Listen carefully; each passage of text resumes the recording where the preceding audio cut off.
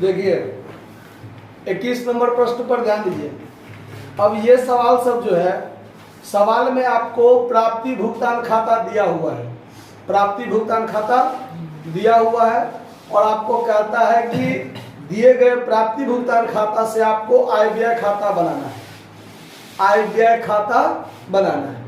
तो अब आप ये जानते हैं कि प्राप्ति भुगतान खाता में आयगत और पूंजीगत दोनों प्रकृति का मद लिखा होता है। उसमें से आयगत प्रकृति का जो मद होता है वो आयगत प्रकृति का मद आपको कहाँ लिखेंगे हम लोग? आय व्यय खाता में। और पूंजीगत प्रकृति का मद हम लोग लिखते हैं बैलेंस शीट में। तो सवाल में बैलेंस शीट बनाने के लिए नहीं कहता है तो वो पूंजीगत मद को हम क्या करेंगे? ज्यों का त्यों छोड़ देंगे और उस प्राप्ति भुगतान खाता में से जो आयगत प्रकृति का मद है उसको हम लोग कहाँ लिख लेंगे? आय व्यय खाता में। तो देखिए इनकम एंड एक्सपेंडिचर अकाउंट का फॉर्मेट खींचते हैं। Income and expenditure account of, जो भी संस्था का नाम हो वो संस्था का नाम डाल दीजिए। फिर यहां पर for the year ending, for the year ending क्या तारीख का है? 31 मार्च 2018, 31 मार्च 2018। देखिए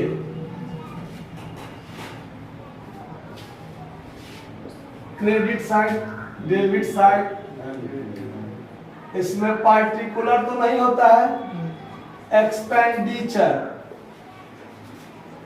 अमाउंट, क्रेडिट साइड में इनकम अमाउंट। अब देखिए प्राप्ति भुगतान खाता, जैसे मान के चलते हैं यहाँ पर आपका रिसीट एंड पेमेंट अकाउंट है, तो क्रेडिट साइड में क्या होता है? पेमेंट, और डेबिट साइड में क्या होता है? रिसीट। तो पेमेंट जो होता है वो खर्चा होता है और प्राप्ति जो होता है वो आमदनी टाइप से होता है। तो पेमेंट वाला आइटम इनकम एंड एक्सपेंडिचर के डेबिट में आएगा और प्राप्ति वाला आइटम इनकम में जाएगा।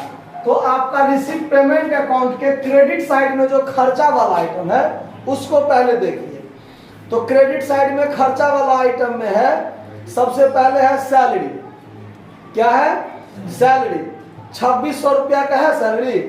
तो ये सैलरी क्या है? पूंजीगत प्रकृति का मद नहीं है, क्योंकि खर्चा के संबंध में पूंजीगत प्रकृति का मद वो मद होता है जो हम अस्थाई संपत्ति को खरीदने के लिए या बनवाने के लिए या उसमें वृद्धि करने के लिए किया जाता है। तो ये सैलरी क्या है? आयगत मद है। तो यहां पर लिखेंगे टू सैलरी। कितना रुपया सैलरी है? 2600 रुपया। उसके बाद क्या है? किराया। किराया भी क्या है? आयगत प्रकृति का मद। तो रेंट कितना है? 1200 रुपया। उसके बाद है प्रिंटिंग 300 रुपया। तो ये भी प्रिंटिंग आयगत प्रकृति का मद है, प्रिंटिंग 300 रुपया। उसके बाद है पोस्टेज 100, तो पोस्टेज भी आयगत है, पोस्टेज 100 रुपया। उसके बाद है विज्ञापन, विज्ञापन भी आयगत है, टू एडवर्टीजमेंट। कितना रुपया है? 250 रुपया। उसके बाद देखिए है विनियोग। यह विनियोग फिक्स एसेट्स होता है। विनियोग क्या होता है? तो ये विनियोग को हम लोग क्या करेंगे? छोड़ देंगे। ये विनियोग कहाँ चला जाएगा? बैलेंस शीट में। तो विनियोग को छोड़ देंगे। उसके बाद है बाय बैलेंस सीडी। ये बाय बैलेंस सीडी क्या है? Cash balance. कौन बैलेंस? तो ये कैश बैलेंस कहाँ चला जाएगा? बैलेंस शीट में। तो इसको भी हम लोग आय व्यय खाता में नहीं लिखेंगे। यानी प्राप्ति भुगतान खाता के डेबिट साइड में जो टू बैलेंस बीडी प्रारंभिक कैश हो या बैंक बैलेंस, और क्रेडिट साइड में बाय बैलेंस सीडी जो क्लोजिंग कैश या बैंक बैलेंस हो, उसको आय व्यय खाता में नहीं लिखा जाएगा। आया बात समझ में? तो क्रेडिट साइड वाला जो खर्चा था वो डेबिट में आ गया, जो आयगत प्रकृति का था वो लिख दिया। अब बात खत्म है। ठीक, अब डेबिट साइड में आइए। तो डेबिट साइड में है प्राप्ति में टू बैलेंस बीडी 6700। तो ये कैश बैलेंस को इसमें कहीं भी चर्चा नहीं होगा। उसके बाद है डोनेशन, दान। ये दान जो है दान के संबंध में 3 तरह के बातें हो सकता है। अगर उसके बारे में स्पष्ट लिख दिया है कि ये आयगत मद है तो आयगत मानेंगे, आयव्यय खाता में लिखेंगे। अगर कह देगा पूंजीगत मद है तो फिर पूंजीगत मद मानकर बैलेंस शीट में लिखेंगे। कभी कभी ऐसा भी कह सकता है कि आधा आयगत मानिए और आधा पूंजीगत मानिए, तो आधा ही आयव्यय खाता में लिखा जाएगा। चूंकि आयगत मद जितना है उतना ही आएगा, तो आयव्यय खाता में आधा लिखेंगे और आधा कहाँ चला जाएगा, बैलेंस शीट में। पूंजीगत व्यय, पूंजीगत आमदनी मानकर बैलेंस शीट में रखेंगे। ठीक। उसके बाद एक बात, अगर चंदा के दान के बारे में स्पष्ट सूचना ना हो, दान के बारे में स्पष्ट सूचना ना हो कि हम उसको आयगत मानेंगे कि पूंजीगत मानेंगे, तो हमको यह देखना है कि अगर चंदा के राशि से कम है, हमारा जो वर्ष का चंदा भी तो होगा वर्तमान वर्ष का, अगर चंदा की राशि से कम है दान तो उसको हम लोग आयगत मान लेंगे। क्या मान लेंगे? अगर दान चंदा के राशि से दान की राशि ज्यादा होगा तो उसको क्या मान लेंगे, पूंजीगत मान लेंगे, तब आयव्यय खाता में नहीं लिखेंगे। अब चलिए, तो डोनेशन है 6000 है, चंदा है 10000।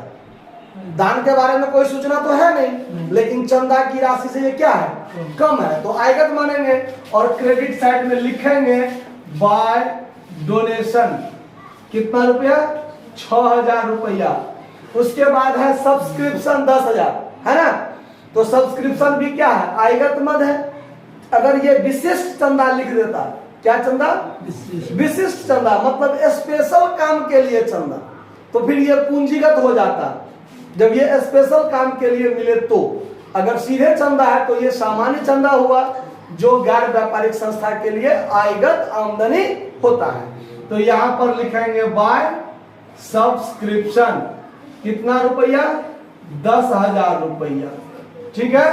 उसके बाद है वसीयत। ये वसीयत जो होता है वो पूंजीगत प्रकृति का मद होता है। कैसा, पूंजीगत प्रकृति का। ये होता क्या है, ध्यान से देखिए, वसीयत जो होता है वो किसी मृत व्यक्ति के संपत्ति से जो संस्था को प्राप्त होता है वह वसीयत कहलाता है। जैसे मान लीजिए कोई व्यक्ति है, बहुत धनिक आदमी है, बहुत अमीर आदमी है, लेकिन उसका कोई वारिस नहीं है, उसको ऐसे मान लीजिए संतान प्राप्ति नहीं होता है, ना उसको पुत्र हुआ ना पुत्री हुआ, और उसके कोई सगा संबंधी नहीं है जो उसके संस्था के मतलब उसके जो संपत्ति है उसका देख रेख करे, तो वो व्यक्ति क्या करता है, तो जीते जी अपना सारा प्रॉपर्टी किसी एक धर्मार्थ संस्था हो या किसी भी ट्रस्ट में क्या करता है, दान कर देता है ना।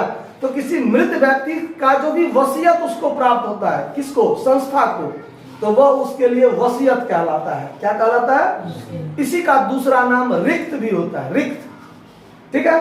और ये क्या होता है, पूंजीगत प्रकृति का मद। क्यों, तो ये आजीवन के लिए प्राप्त हो जाता है। क्या प्राप्त हो जाता है, दीर्घ काल तक उससे क्या होगा, संस्था को आमदनी मिलता रहता है। तो दीर्घ काल के लिए जो भी होता है वो क्या होता है, पूंजीगत प्रकृति का। ठीक। तो इसीलिए लीगेसीज जो है इसमें आपका वसीयत, उसको इसमें नहीं लिखा जाएगा। आया बात समझ में। उसके बाद क्या है, ब्याज। तो ये ब्याज इसमें लिखाएगा क्योंकि ब्याज हर साल मिलते रहता है ना। तो ये आयगत प्रकृति का मद होता है, तो ये इंटरेस्ट लिखाएगा कितना, 75। बात खत्म। दोनों साइड का जोड़ घटाव करके जो भी निकलता है वो आपका सरप्लस या डिफिसिट। अगर क्रेडिट साइड ज्यादा होगा तो डेबिट साइड में क्या निकलेगा, सरप्लस। अगर डेबिट साइड ज्यादा हो तो क्रेडिट में क्या निकलेगा, डिफिसिट। तो यहां हम देखते हैं कि क्रेडिट साइड क्या है, ज्यादा है। 10 6 16,075, 16,075 यहां भी लिख दीजिए और इसमें से घटाइए ये 2,000, 3,000, 3,800, 900, 9,500, 4,450 होता है ना।